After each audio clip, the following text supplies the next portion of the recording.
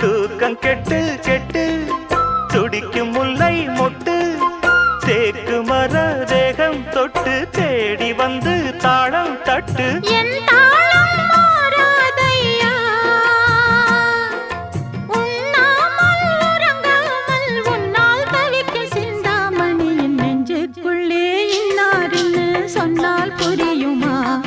அது கொஞ்சி கொஞ்சி